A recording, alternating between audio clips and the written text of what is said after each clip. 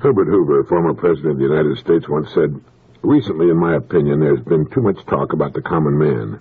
It's been dinned into us that this is the century of the common man. The idea seems to be that the common man has come into his own at last. Thus, we're in danger of developing a cult of the common man, which means a cult of mediocrity. But there is at least one hopeful sign. I've never been able to find out who this common man is. In fact, most people, and especially women, will get mad and fight if you try calling them common. This is hopeful because it shows that most people are holding fast to an essential fact of life. We believe in equal opportunity for all, but we know that this includes the opportunity to rise to leadership, in other words, to be uncommon. Let us remember that the great human advances have not been brought about by mediocre men and women. They were brought about by distinctly uncommon people with vital sparks of leadership. Many of the great leaders were, it is true, of humble origin, but that alone was not their greatness. It's a curious fact that when you get sick, you want an uncommon doctor. If your car breaks down, you want an uncommonly good mechanic. When we get into war, we want very much an uncommon admiral and an uncommon general. I've never met a father and mother who did not want their children to grow up to be uncommon men and women. May it always be so, for the future of the country rests not in mediocrity, but in a constant renewal of leadership in every phase of our national life. It's good, isn't it? You know, the kind, gentle, thoughtful person is the uncommon person.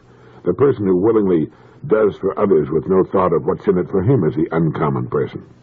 The person who lets you get your car into a busy traffic lane with a friendly smile and a wave of his hand is the uncommon man. The uncommon person is the person who does not thoughtlessly go along with those by whom he's surrounded. Instead, he thinks, is this right for me? Is this what I really want to do? He never falls into the error of believing that just because his friends and neighbors think and act a certain way, that he must think and act the same way. He knows that, though he may love them, they can be dead wrong, as he knows he can. The uncommon person doesn't confuse differences of opinion with permanent breaks of love or friendship. He may disagree totally with something his son or daughter does. He may throw up his hands in despair from time to time, but he will not let it affect or diminish his love for his children over the long haul. He knows they'll make mistakes just as he has, and that until he's achieved perfection, he should not look for it in others. The uncommon person is a good person to know, and a good person to be. Sinclair Lewis wrote, "That nation is proudest and noblest and most exalted, which has the greatest number of really great human beings." We need more uncommon people. Every person, in establishing the important goals of his life, should ask himself, now, if I establish that as my goal, what will it cost me? Dr. Francis J. Braceland, psychiatrist-in-chief of the country's largest private mental health organization, the Institute of Living in Hartford, Connecticut, stresses that too often goals are established with no thought given to the cost. He says that a considerable proportion of man's illness is a function of his goals, his methods of attaining them, and the conflicts they engender. A man should realize what his actions and goals are costing him. Then, if he chooses, he may even pay for them in pain and disease. Often he'll decide that his values are poor, and that he's been confused, and thence change his direction and his pace. The so-called hard-bitten executive, who has no apparent weaknesses, may be paying for his bravado in some other way, probably physically, or even worse, his wife and children are paying for it. It's a sad thing to see a man make his way to the top and lose his family en route. He can explain to the family that he's really slaving because of them, but they'll often tell him they can do well with fewer material things if they can see more of him. This is particularly important when there are boys in the family. They need a masculine figure to emulate. How should one deal with his family as he climbs his way up the executive ladder? Well, don't put too much stock in trying to make them run like an efficient business organization. Tolstoy had one warning and suggestion. The trouble begins because men sometimes think that you can handle people without love, and you cannot. You can handle things without love. You can carve wood and hammer iron without it, but you cannot deal with people in this fashion. People are like bees. If you handle them roughly, either they will get hurt or you will get hurt. We can be sure that the greatest hope for maintaining equilibrium in the setting of worthwhile goals and in achieving them in the face of any situation rests within ourselves. Persons who are secure with a transcendental system of values and a deep sense of moral duties are possessors of values which no man and no catastrophe can take from them. Under all circumstances, these people will maintain their peace of mind, their position of human dignity, their self-respect, and their sense of duty. It would be worthwhile, the doctor goes on to say, for each of us to pause and take stock of himself. It would even make our jobs more meaningful. We might even find out, like Brutus, that the trouble is not in our stars, but in ourselves. Good advice. Nothing can be achieved without paying the price for it. Whatever you move over here will have a corresponding effect over there. People seem to often forget this. A man without a goal is like a ship without a rudder, but in choosing his goals, he needs to thoughtfully balance the cost. He must be true to himself, but he must also be true to those he has of his own free will involved in his life. The trouble begins because men sometimes think that you can handle people without love, and you cannot. You can handle things without love. You can carve wood and hammer iron without it, but you cannot deal with people in this fashion and succeed.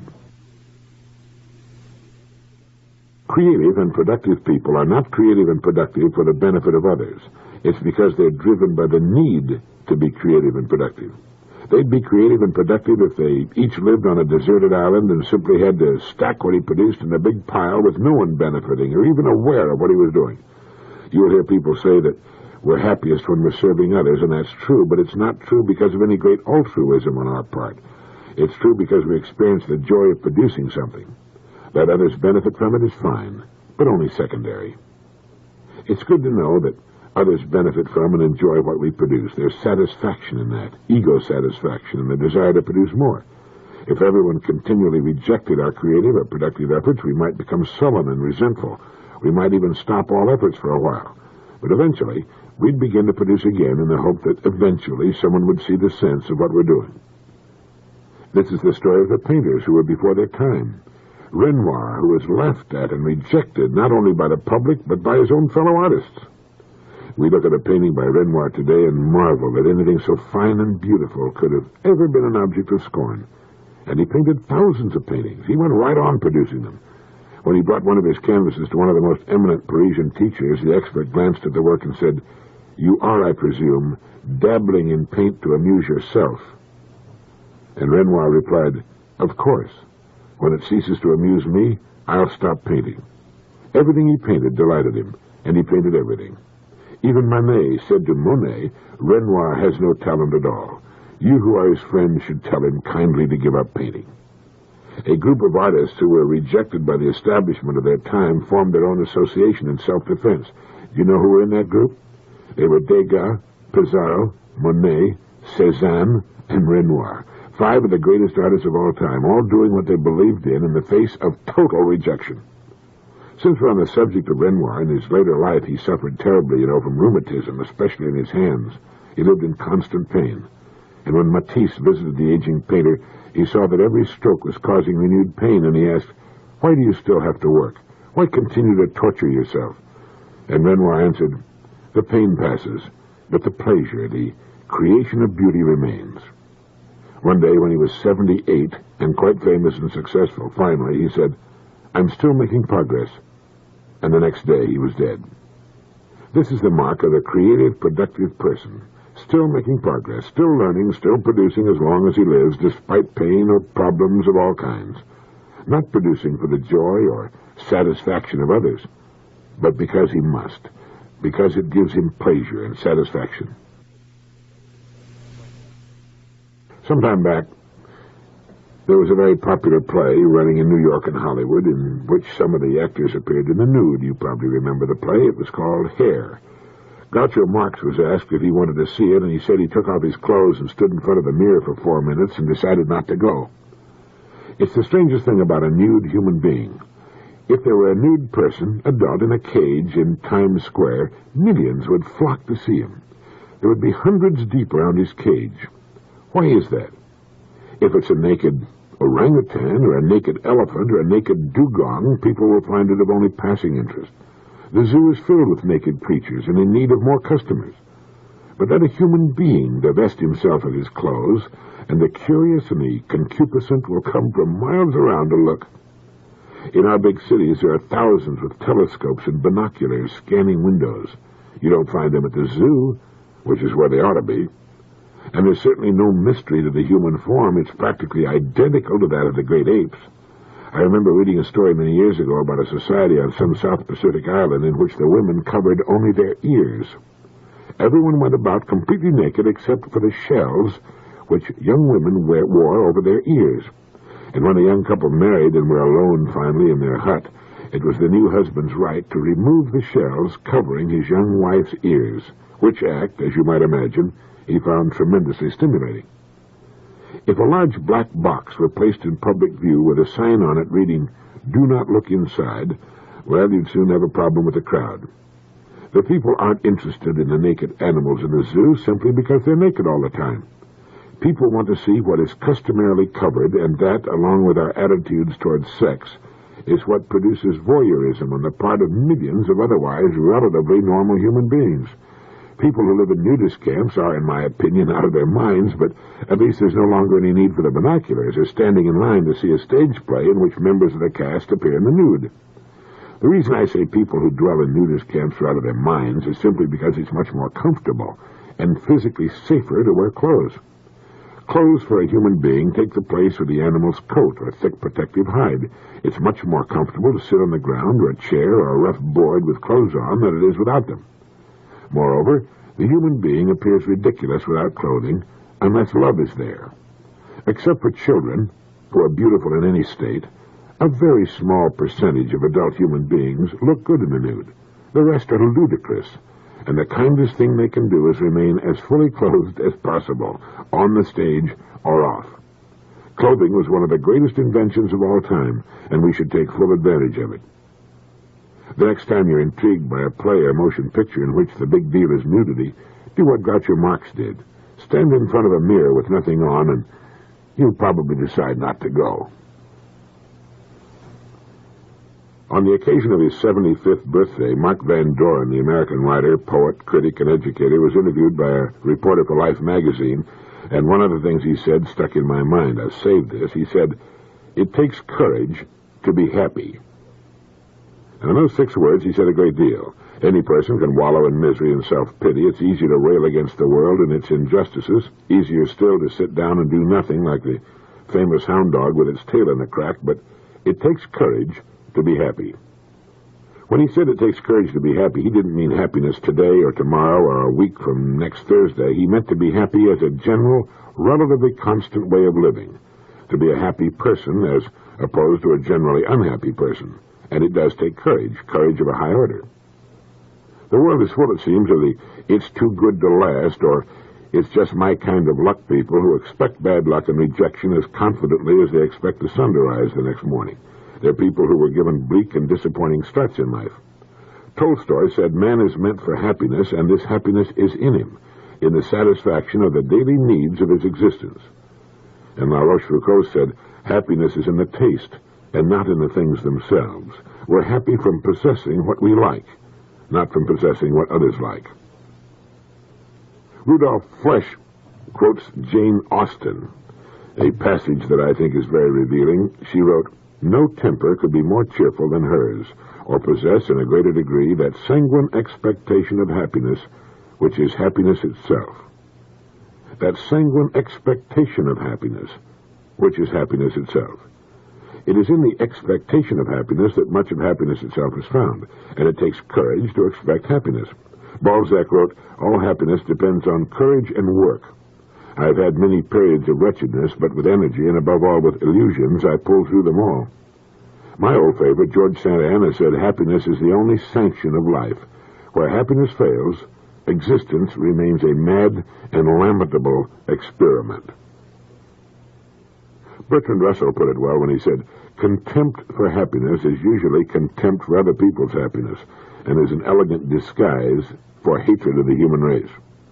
The Chinese philosopher Lin Yutang said, "I've always been impressed by the fact that the most studiously avoided subject in Western philosophy is that of happiness." A French philosopher said much the same as did Mark Van Doren. He said, "To live, we must conquer incessantly. We must have the courage to be happy." We've all seen people seriously handicapped in one way or another who are wonderfully cheerful and happy people, and we've wondered how they do it. We've said to ourselves, "I don't think I could be happy if I had his or her affliction." These people are happy because they're courageous and because they don't like the alternative. Robert Louis Stevenson, a real expert in the happiness department, despite his affliction, said there's no duty we so much underrate as the duty of being happy. One of the enriching blessings of growing older all the time is that it has a way of improving one's sense of humor, or at least it should. The person without a good sense of humor is a person to avoid as though he were a known carrier of the bubonic plague. Horace Walpole once said, "I have never yet seen or heard anything serious that was not ridiculous." Now take your time on that one, but the longer you think about it, the truer and the funnier it becomes. It's worth repeating. I have never yet seen or heard anything serious that was not ridiculous. And Samuel Butler said, the one serious conviction that a man should have is that nothing is to be taken seriously. It's been said that seriousness is the only refuge of the shallow.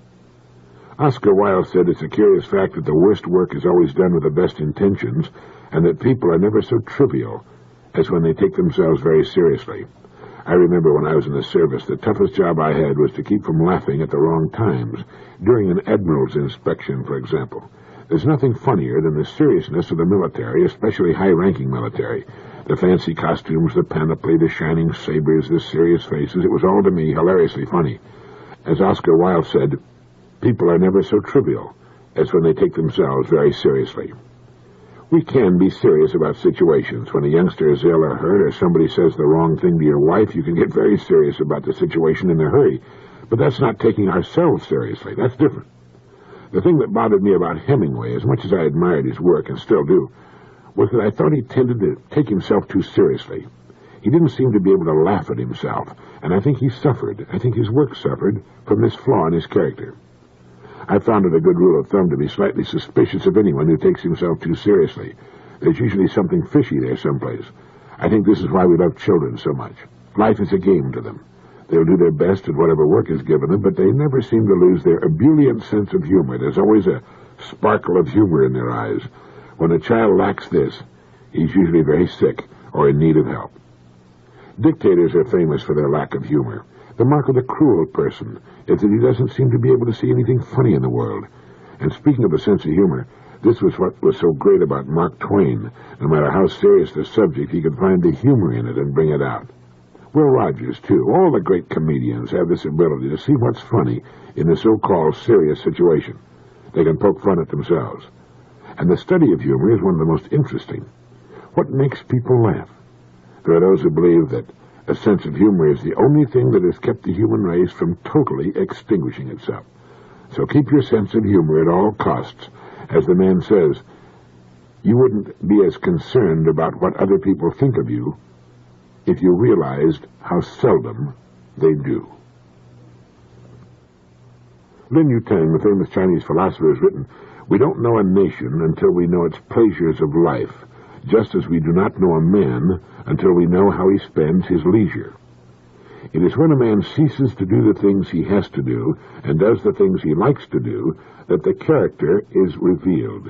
It is when the repressions of society and business are gone, and when the goads of money and fame and ambition are lifted, and a man's spirit wanders where it listeth, that we see the inner man, his real self." Have you ever thought much about that? Your leisure gives you away. I used to know a man who was head of a very large commercial empire. Beginning with nothing but ambition, he became a multimillionaire and finally retired as head of this far-flung company. He bought a large and magnificent yacht with which to cruise the world. And do you know what he did with his free time?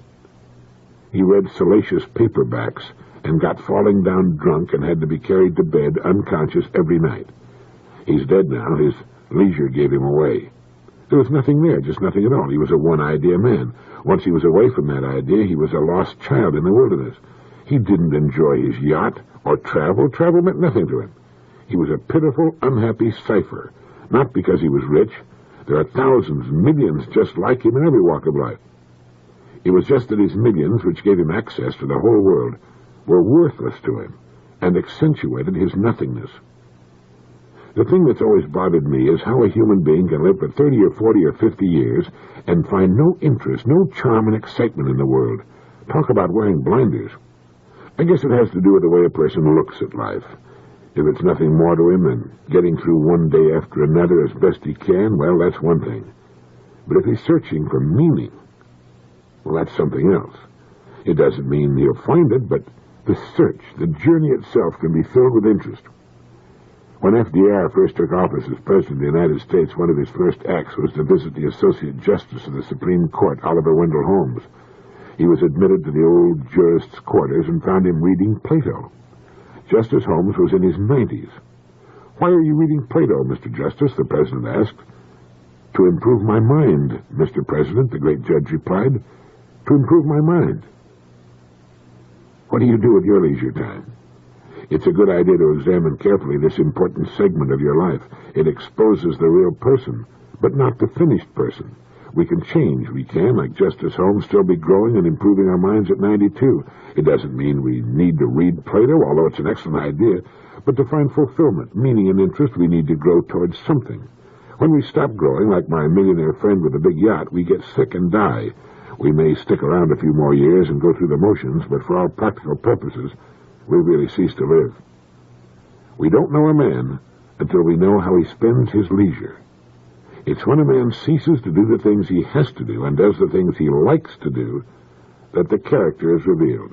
It is then we see the inner man, his real self. There's a cute little gal in New York, a public relations executive in her 20s, who has said some interesting things about the so-called youth market.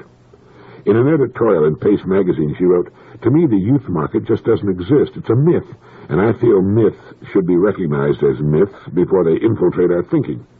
Today, forcefully or passively, we're acting to obliterate historical major myths nurtured here for too long about people, about success, about education, government, sex, lifestyle, personal relationships. Myths impose, they limit. Nothing should ever be imposed except those things that encourage an individual to find out what he or she wants to do and grow toward. A youth market concept limits. A youth market concept is really a nice, neat rationalization for change. It's a nice, neat rationalization for the need for new thinking at all levels. What does exist and is real is an entire population of all ages that's bored and a marketplace that's kind of boring to buy in. But if the pervading youth market concept isn't what necessitates good and imaginative thinking, then what is? Well, I call it, she writes, the avant-garde buyer. A contemporary buyer in a contemporary marketplace. There are no age limits, but a need for quality. An avant-garde buyer is anyone who would enjoy seeing good thinking applied to the marketplace, anyone who wants what's good and imaginative in design, manufacture, function, promotion. Manufacturers, management, advertisers, retailers miss this completely. Their youth-oriented products, promotion and advertising campaigns are usually out of date or not risky enough to appeal. They use methods the avant-garde buyer sees through. Right now there's a plethora of unexciting and look-alike alternatives to choose from, and a lack of exciting, fresh, and imaginative ones. It's not only products that are on the line, but entire company images and policies as well. Avant-garde buyers are literally front-running buyers. Watch them creating needs, obliterating facts and enforcing obsoleteness for the sake of eventually getting what they want. They think things can be made beautifully and to last if they're designed and manufactured well in the first place. They expect those items to be promoted, advertised, and publicized beautifully, simply because the product is valid. If an avant-garde buyer doesn't see what he wants in the marketplace, he'll design and manufacture it himself, not for the sake of ego, but for the sake of getting what he's looking for. And then Patricia Cox writes, I'd rather sew my clothes than buy clothes in any store in Manhattan. They just don't sell what I want, and most of my friends feel this way too. What all this means is the necessity for deep changes in the heads of the people who want dollars and have products to sell to the general market. Forget the myth of the youth market. People who are lured by the so-called youth market run the risk of trying to turn on an entire market that has no artificial age dividers, a contemporary market composed of avant-garde buyers who relish quality. I took my small son and one of his young friends on a 4-day trip to northern Michigan to the cottage of my old friend Bud Irish of Saginaw. Just the two young boys and me to fish and boat on the lake, take long walks, and swim in the crystal clear, clean water on the sandy beach. I'd fix us a big breakfast every morning and provide the sandwiches at midday, and in the evening we'd drive to a nearby village for a big dinner. Most of the time I spent putting worms on tiny hooks and unhooking bluegills and perch and tossing them back into the lake. The boys loved it and gave me time to get away from the city and think. I took along a couple of good books, one of which I'd like to mention now. Beyond the Observatory, by the distinguished emeritus professor of astronomy at Harvard University, Harlow Shapley. Much more than a great scientist, he's a humanitarian and philosopher. In his book, he points out that galaxies, a few decades ago, were hazy patches of light concerning which we had only hazy notions or no thoughtful interpretation at all. Now they're recognized as stupendous accumulations of stars, one of which we conceitedly call our galaxy. Man, the so-called crowning glory of creations, is revealed to be peripheral, off-center, in one galaxy among uncounted millions. The whole world of galaxies, now called the meta-galaxy, is expanding in all directions, doubling in size every few hundred years. In the field of cosmography, there are the newly discovered quasars and other queer objects that seem to be millions of times bigger than the stars and a billion times brighter. There's something mysterious here that transcends the present theories about galaxies and their spaces. A fishing trip is a good time to think about such things. As Harlow Shapley put it, it is indeed a grand time to be alive and asking questions. Now that we're reaching toward the stars with manned flight, we're going to be making some very interesting discoveries. I've often thought at how amazed a visitor from outer space might be by the creatures of our Earth. Imagine trying to describe an elephant in a notebook. You'd take a picture of it and write its dimensions along with a comment that while this is the largest land animal, there are creatures swimming in the seas of Earth whose tongues weigh as much as the elephant, as does that of the great blue whale. The more you think of life, from the smallest submicroscopic creatures such as those that live in the intestines of termites, to the largest, to man himself and his frightening and wonderful brain, and see all life on Earth, and Earth itself in its place in one of billions of galaxies, as you think of this and watch two small boys playing in the water, you're filled with awe. You realize that the Pacific Ocean is not even a glistening drop of moisture in the greater creation, that our Earth is only a speck of dust in the whirling winds of time and space. There are, as Dr. Shapley says in his book, scientific discoveries just ahead that will help to revise our knowledge of space, time, and matter. The discoveries could be mind-reading, stunning. And taking a small boy fishing is a good way to put the world back into perspective. You don't understand any more than you did before, but at least whatever problems you might have had have a way of fading into insignificance.